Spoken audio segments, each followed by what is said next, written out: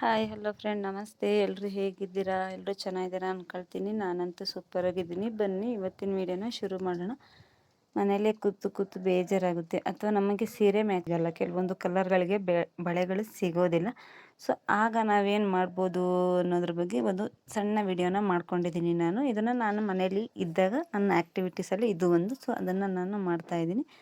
So ನೋಡಿ, ನಾನೊಂದು pink colour ಸೀರೆ ಇತ್ತು, ಬಳೆ ಸಿಗಲ್ಲ ಅಂತ ಅಲ್ಲ, ಸಿಲ್ಕ್ ಥ್ರೆಡ್ ಬಳೆನ ಮಾಡ್ಕೊಳ್ಳೋಣ, ಫಂಕ್ಷನ್ಗಳಿಗೆಲ್ಲ ಹಾಕೊಂಡಾಗ ಚೆನ್ನಾಗಿರುತ್ತೆ ಅನ್ನೋ ಒಂದು ಕಾರಣಕ್ಕೋಸ್ಕರ ನಾನು ಬಳೆಗಳನ್ನ ನಾನೇ ಮಾಡ್ಕೊಳ್ಳೋಣ ಅಂತ ಪ್ಲೈನ್ ಬಳೆ ಹಸಿರು ನನ್ನ ಸೈಜಲ್ಲಿ ಒಂದು ಡಜನ್ ತೊಗೊಂಡಿದ್ದೆ, ಅದರಲ್ಲಿ ನಾನು ಮಾಡ್ಕೊಡ್ತಾಯಿದ್ದೀನಿ. ಸೊ ನೀವು ನೋಡ್ಬೋದು, ಫಸ್ಟೇ ಗಮ್ ಹಾಕ್ಬಿಟ್ಟು ಆ ಬಳೆಗೆ 27 ದಾರ ತಗೊಂಡಿದ್ದೀನಿ, ಪಿಂಕ್ ಕಲರು ದಾರನ ಆ ಬಳೆ ಸುತ್ತ ಗಮ್ ಹಾಕಿ ಅಂಟ್ರಿಸ್ಬಿಟ್ಟು ಸ್ವಲ್ಪ ಬಳೆ ಸುತ್ತನೂ ಸುತ್ಕೊಳ್ಬೇಕು. ಬಳೆ ಹಸಿರು ಬಳೆ ನಾವೇನು ಒಳಗಡೆ ಯಾವ ಬಳೆ ತಗೊಂಡಿರ್ತೀವೋ ಆ ಕಲರ್ ಕಾಣದೋ ರೀತಿ ಫುಲ್ಲು ಕಂಪ್ಲೀಟಾಗಿ ನಾವು ಅದನ್ನು ಬಳೆಗೆ ಗುಲಾಬಿ ಕಲರ್ ದಾರ ನಾನೇನು ತೊಗೊಂಡು, ನಿಮ್ಗೆ ಯಾವ ಕಲರ್ ಬೇಕೋ ಆ ಕಲರ್ ದಾರಗಳನ್ನ ತೊಗೊಂಡು 27 ದಾರ ತೊಗೊಳ್ಳಿ. ಮೊದಲು ತೊಗೊಂಡಾದ್ಮೇಲೆ ಒಂದು ಫ್ಯಾಬ್ರಿಕ್ ಗ್ಲೂ, ಅದೇ ಒಂದು 15 ರೂಪಾಯಿನೋ ತಗೊಳ್ತಾರೆ ಅಷ್ಟೇ ಅದಕ್ಕೆ.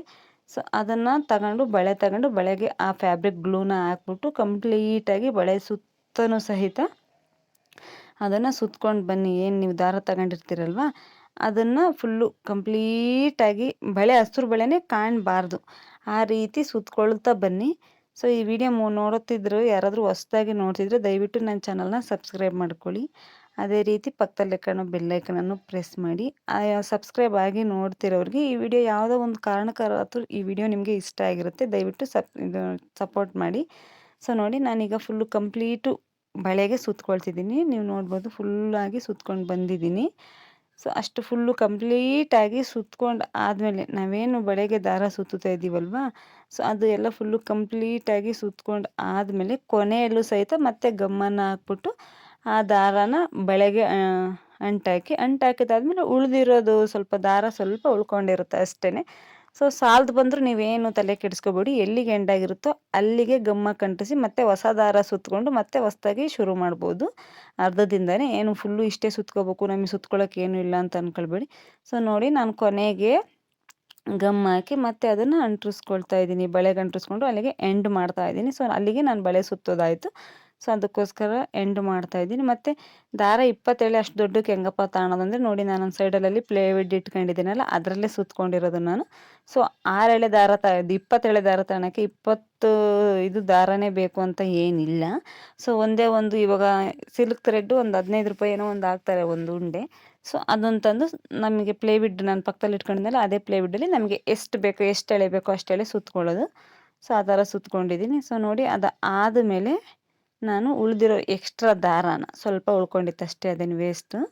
ಸೊ ಆ ದಾರನ ಕಟ್ ಮಾಡಿಕೊಂಡು ಒಂದು ಸ್ವಲ್ಪ, ಇವಾಗ ಕಟ್ ಮಾಡಿದಾದ್ಮೇಲೆ ಒಂದೊಂದು ಎಳೆ ಬಿಡುತ್ತೇನೋ ಅನ್ನೋ ಥರ ನಿಮ್ಗೇನಾದರೂ ಅನಿಸಿದ್ರೆ ಅದನ್ನು ಸಹಿತ ಗಮ್ ಹಾಕಿ ಕ್ಲೀನಾಗಿ ಅಂಟಿಸ್ಕೊಳ್ಳಿ. ಸೊ ಈ ರೀತಿ ಎಲ್ಲ ಅಂಟಿಸ್ಕೊಂಡಾದ್ಮೇಲೆ ಫೈನಲ್ಲಾಗಿ, ಸೊ ಅದು ಗಮ್ಮು ವೈಟ್ ಕಲರ್ ಐತೆ ಮತ್ತು ಅದು ಹಂಗೆ ಕಾಣುತ್ತೆ ಅಂತ ಅಂದ್ಕೊಳ್ಬೇಡಿ, ಅದು ನೀರು ಕಲರಿಗೆ ಬರುತ್ತೆ. ಯಾವುದೇ ರೀತಿ ನಾವು ಗಮ್ ಹಾಕಿದ್ದೀವಿ ಅಂತ ಗೊತ್ತಾಗೋದಿಲ್ಲ, ಯಾರಿಗೂ ಗೊತ್ತಾಗೋದಿಲ್ಲ.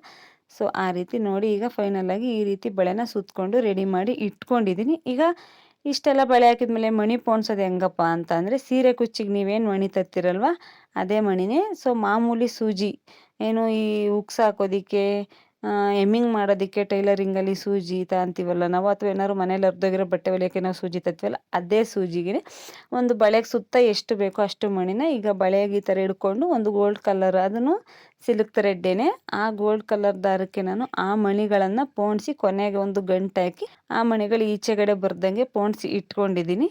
ಸೊ ನೀಡಲ್ಗೆ ಮಾಮೂಲಿ ಸೂಜಿಗೆ ಇಟ್ಕೊಂಡಿದ್ದೀನಿ. ಇದರಲ್ಲಿ ಏನು ನೀವು ಖರ್ಚು ಮಾಡೋಂಥದ್ದೇನಿಲ್ಲ. ಸೊ ಒಂದು ಉಂಡೆ ದಾರ ತಂದರೆ ನನ್ನ ಪ್ರಕಾರ ಒಂದು 10-15 ಜಾಸ್ತಿನೇ ಬೆಳ್ಕೊಳ್ಬೋದು, ಒಂದು ಡಜನ್ ಫುಲ್ ಮಾಡ್ಕೊಳ್ಬೋದು ಅಂದ್ಕೊಳ್ಳಿ, ಅದಕ್ಕೂ ಜಾಸ್ತಿನೇ ಮಾಡ್ಕೊಳ್ಬೋದು.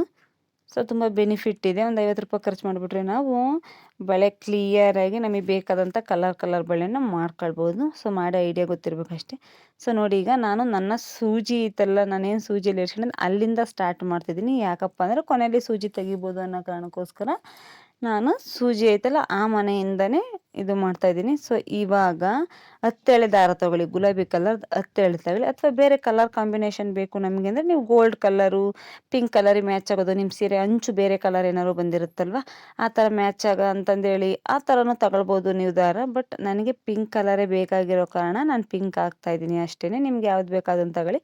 ಸೊ ಅದನ್ನು ಹತ್ತೆಳೆ ತಗೊಂಡಿದ್ದೀನಿ. ಸೊ ಹತ್ತೆಳೆ ತಗೊಂಡು ಆದಮೇಲೆ ಅದನ್ನು ಸಹಿತ ಸ್ವಲ್ಪ ಗಮ್ಮ ಕಂಟ್ರಿಸ್ಕೊಂಡು ಮಣಿಗಳನ್ನು ಕರೆಕ್ಟಾಗಿ ಅಲ್ಲಿ ಕೂರೋ ರೀತಿ ಪೋಣಿಸ್ಕೊಂಡು, ಒಂದು ಮಣಿ ಆದಮೇಲೆ ನಾವೇನು ಹತ್ತೆಳೆ ದಾರ ತಗೊಂಡಿರ್ತೀವಲ್ವ ಸೊ ಅದು ಬರಬೇಕು. ಅದು ಆದಮೇಲೆ ನೆಕ್ಸ್ಟ್ ಇನ್ನೊಂದು ಮಣಿ, ಮತ್ತು ಹತ್ತೆಳೆ ದಾರ, ಅದು ಆದಮೇಲೆ ನೆಕ್ಸ್ಟ್ ಇನ್ನೊಂದು ಮಣಿ, ಮತ್ತು ಹತ್ತೆಳೆ ದಾರ. ಸ್ವಲ್ಪ ಸ್ಟಾರ್ಟಿಂಗಲ್ಲಿ ಸ್ವಲ್ಪ ಹಿಡ್ಕೊಳ್ಳೋದಕ್ಕೆ ಇನ್ನೂ ಒಂದು 4-5 ಮನೆ ಹೋದ್ಮೇಲೆ ಸರಿ ಹೋಗುತ್ತೆ. ಬಟ್ ಸ್ಟಾರ್ಟಿಂಗ್ ಅಲ್ವಾ, ಸೊ ಸ್ವಲ್ಪ ಹಿಡ್ಕೊಳ್ಳೋದಕ್ಕೆ ಆ ಕಡೆ ಈ ಕಡೆ ಆಗ್ಬೋದು ಅಷ್ಟೇ. ಒಂದು 2-3 ಮನೆ ಆಗಿಬಿಟ್ರೆ ಫುಲ್ಲು ಕ್ಲಿಯರಾಗಿ ನಿಮಗೊಂದು ಐಡಿಯಾ ಬರುತ್ತೆ ನಾವು ಯಾವ ರೀತಿ ಇಟ್ಕೊಂಡ್ರೆ ಬರುತ್ತೆ ಅಂತ. ಸೊ ನೋಡಿ ಆ ರೀತಿ ಒಂದು ಮಣಿ ಹತ್ತೆಳೆ ದಾರ, ಒಂದು ಮಣಿ ಹತ್ತೆಳೆ ದಾರ, ಈ ರೀತಿ ಫುಲ್ಲು ಕಂಪ್ಲೀಟಾಗಿ ಈಗ ನಾವೇನು ಬಳೆಗೆ ಅಳತೆ ಮಾಡಿ ಮಣಿ ತಗೊಂಡಿರ್ತೀವಲ್ವ ಅಷ್ಟು ಮಣಿಗಳನ್ನು ಸಹಿತ ಫುಲ್ಲು ಬಳೆ ಕೊನೆ ತನಕನೂ ಆ ಥರ ಪೋಣಿಸ್ಕೊಂಬನ್ನಿ.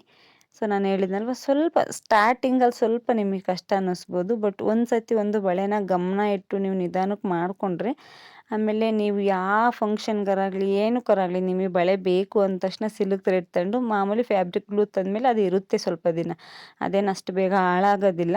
ಸೊ ಮನೇಲಿ ಸೂಜಿ ಇದ್ದೇ ಇರುತ್ತೆ. ನಿಮಗೆ ಯಾವುದು ಕಲ್ಲರು ಸೀರೆಗೆ ಬಳೆ ಬೇಕು ಆ ಕಲರ್ ದಾರ ತಗೊಂಡು ಬಂದ್ಬಿಟ್ಟು ನೀವು ಮನೇಲೇ ಸಿಲ್ಕ್ ಥ್ರೆಡ್ ಬಳೆನ ಮಾಡ್ಕೊಳ್ಬೋದು. ಔಟ್ಲುಕ್ ಮಾತ್ರ ತುಂಬ ಚೆನ್ನಾಗಿರುತ್ತೆ, ರಾಯಲ್ ಲುಕ್ ಕೊಡುತ್ತೆ. ಏನಂದರೆ ಇದನ್ನು ನೀರಲ್ಲಿ ಜಾಸ್ತಿ ನೆನೆಸ್ಬಾರ್ದು, ಅದು ಸಿಲ್ಕ್ ಥ್ರೆಡ್ ಅಲ್ವಾ ಬೇಗ ಇದಾಗುತ್ತೆ ಅನ್ನೋ ಕಾರಣ ಅಷ್ಟೇ. ಸೊ ನೋಡಿ ಈ ಥರ ಫುಲ್ಲು ಕಂಪ್ಲೀಟಾಗಿ ನಾನು ಅದನ್ನು ಮಣಿಗಳನ್ನು ಪೋಣಿಸ್ಕೊತ ಬಂದಿದ್ದೀನಿ. ಸೊ ಇಷ್ಟೆಲ್ಲ ಮಣಿ ಪೋಣಿಸಿದ ಆದಮೇಲೆ ಕೊನೆಗೆ ಯಾವ ರೀತಿ ಎಂಡ್ ಮಾಡೋದಂತ ನಿಮಗೆ ಗೊತ್ತಾಗಬೇಕಲ್ವ.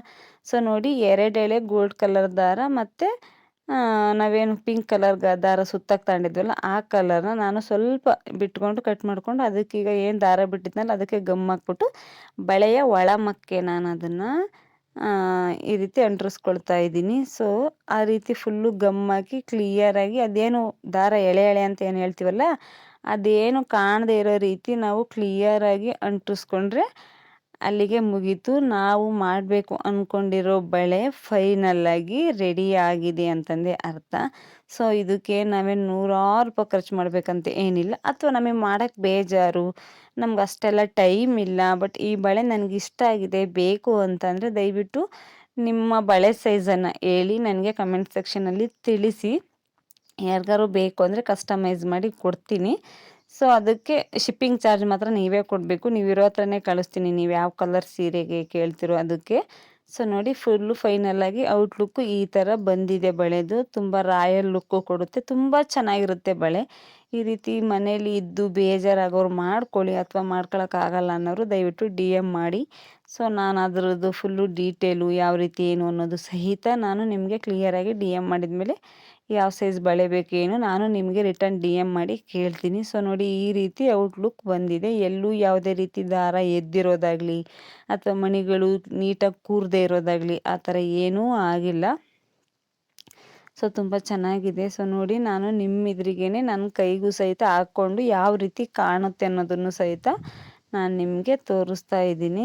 ಸೊ ನೋಡ್ಬೋದು ಬಳೆ ಎಷ್ಟು ಚೆನ್ನಾಗಿ ಕಾಣಿಸ್ತಾ ಇದೆ, ಮಣಿನೂ ಸಹಿತ ಅಷ್ಟೇ ನೀಟಾಗಿ ಕೂತ್ಕೊಳ್ಳುತ್ತೆ, ಆಚೆ ಈಚೆ ಎಲ್ಲೂ ಏನೂ ಆಗಲ್ಲ. ಸೊ ಇದ್ರ ಮುಂದಕ್ಕೇ ಬೇರೆ ಸ್ಟೋನ್ ವರ್ಕ್ ಥರ ಬಳೆಗಳು ಆ ಥರ ಬಳೆಗಳನ್ನ ಹಾಕ್ಕೊಂಡು ಮ್ಯಾಚ್ ಮಾಡ್ಕೊಳ್ಬೋದು. ಸೊ ನಾನಿವಾಗ ನಿಮಗೆ ತೋರ್ಸೋಕ್ಕೋಸ್ಕರ ಈ ಬಳೆ ಮಾಡಿದ್ದೆ ಅಷ್ಟೇ.